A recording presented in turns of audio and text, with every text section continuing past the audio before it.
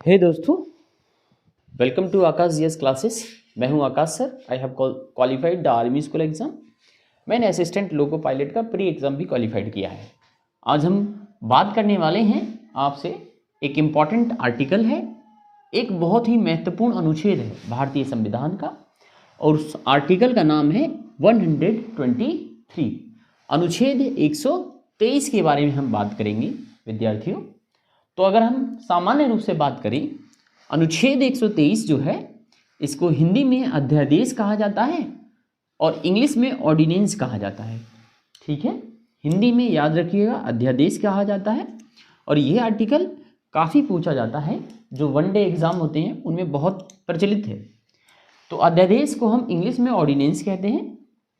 अब अनुच्छेद 123 का प्रयोग हम कब कर सकते हैं, थोड़ा सा इसको समझते हैं। ठीक है, आर्टिकल 123 का हम कब प्रयोग कर सकते हैं, ठीक है, थोड़ा समझते हैं।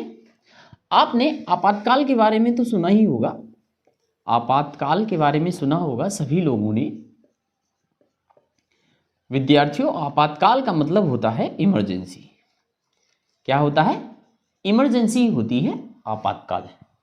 ठीक है, तो आपातकाल में होता क्या है, जो आपकी संसद होती है यानी कि पार्लियामेंट जो होती है, जो संसद के जो सत्र होते हैं वह नहीं चलते हैं। अर्थात जो आपकी केंद्रीय विधायिका है, जिसको हम संसद कहते हैं, पार्लियामेंट कहते हैं, वह उसका सुचारू रूप से कार्यान्वयन नहीं होता है, यानी संसद ठप पड़ी होती है।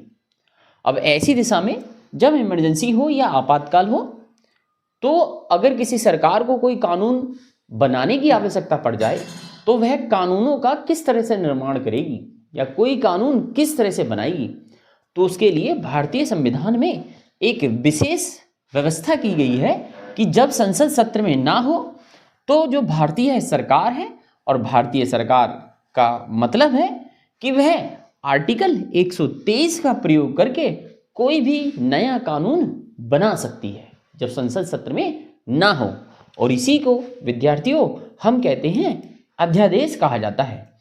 एक ऐसा कानून है जिसे केंद्रीय मंत्रिमंडल, याद रखिएगा, अध्यादेश एक ऐसा कानून है जिसको केंद्रीय मंत्रिमंडल लाता है। कौन लाता है भैया? जो आपका केंद्रीय मंत्रिमंडल होता है, केंद्रीय मंत्रिमंडल अध्यादेश कानून को लाता है। ठीक है, केंद्रीय मंत्रिमंडल द्वारा यह प्रस्तावित होता है। इसकी सिफारिश पर राष्ट्रपति द्वारा प्रस्तावित किया जाता है। ठीक है, तो केंद्रीय मंत्रिमंडल की सिफारिश पर इसको कौन प्रस्तावित करेगा? जो भारत के राष्ट्रपति होंगे या प्रेसिडेंट ऑफ जो इंडिया होंगे, वह इसको प्रस्तावित करेंगे। ठीक है, किसकी सलाह पर? केंद्रीय मंत्रिमंडल की सलाह पर राष्ट्रपति द्वारा प्रस्तावित होता है। ठीक है स्टूडेंट्स, अब आगे समझते हैं जिसका संसद के अधिनियम के समान प्रभाव होता है। जो भी अध्यादेश होते हैं, इनका जो संसद के जितने भी अधिनियम होते हैं, जो संसद में बनाए जाते हैं ऐसे कानून, उनके समान ही इनका क्या होता है? प्रभाव होता है। ठीक है, किनका? अध्यादेशों का। ठीक है, अब आगे चलते हैं। इसे केवल तभी जारी किया जा सकता है जब संसद सत्र में ना हो। ये मैंने पहले ही बता दिया है, इमरजेंसी की कंडीशन में इसको जारी किया जाता है। ठीक है, अब एक इंपॉर्टेंट चीज समझते हैं इसके बारे में। अध्यादेश या तो संसद के 6 सप्ताह के भीतर, ये याद रखिएगा, या तो संसद के जो आपका पार्लियामेंट होता है, संसद के 6 सप्ताह के भीतर अगर आपने कोई अध्यादेश बनाया है या राष्ट्रपति के द्वारा कोई अध्यादेश प्रस्तावित है केंद्रीय मंत्रिमंडल की सिफारिश पर, तो उस अध्यादेश को 6 सप्ताह के भीतर, 6 सप्ताह के भीतर, ठीक है, कितना का टाइम पीरियड दिया है स्टूडेंट्स? 6 वीक्स। ठीक है,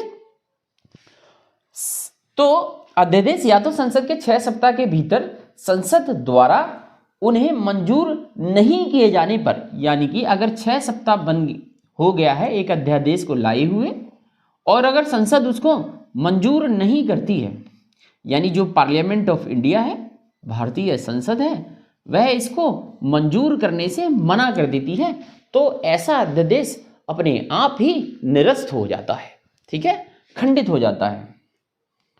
तो नहीं किए जाने पर यदि दोनों सदनों द्वारा या फिर एक काम हो कि भाई पार्लियामेंट इसको मना कर रही है, यानी 6 सप्ताह के अंदर आप पार्लियामेंट को में इसको पास नहीं करवा पाए, यानी और अर्थात जो पार्लियामेंट जो होता है बच्चों, दोस्तों,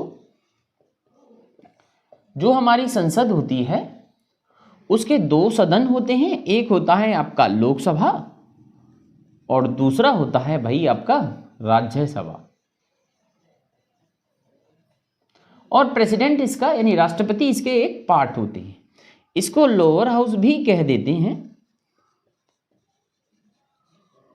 हाउस ऑफ द पीपल भी कह देते हैं इसको, और इसको हाउस ऑफ द कॉमन भी कह देते हैं, या अपर हाउस भी कह देते हैं, उच्च सदन भी कह देते हैं, अपर हाउस भी कह देते हैं इसको, ठीक है। तो भाई दोनों संसद के जो दोनों सदन हैं इनके द्वारा पास किया जाना आवश्यक है, और ये दोनों सदन चाहें तो इसको खंडित कर सकते हैं, ठीक है। तो अध्यादेश को खंडन करने का तरीका आपने जाना कि भाई दोनों सदन जो है इसको अस्वीकृत कर सकते हैं, अस्वीकृत कर सकते हैं, भाई अस्वीकृति दे सकते हैं, मना कर सकते हैं, ठीक है, संसद के दोनों सदन, ठीक है। अब इसका मतलब अगर ऐसा किया है संसद ने तो यह अपने आप ही कार्य करना बंद कर देगा। अगर अध्यादेश जो सरकार लाई है अगर वह 6 सप्ताह के भीतर उसे पार्लियामेंट में संसद में पास ना करवा पाई तो अध्यादेश कार्य करना बंद कर देगा, ठीक है। अब अगला एक शर्त है कि भाई ऐसी कंडीशन में संसद का सत्र होना अनिवार्य है, और अगले 6 महीने के अंदर संसद का सत्र होना अनिवार्य है। It is very necessary to have a क्या संसद जो है सुचारू रूप से चलनी चाहिए अगले 6 महीने के अंदर, ठीक है।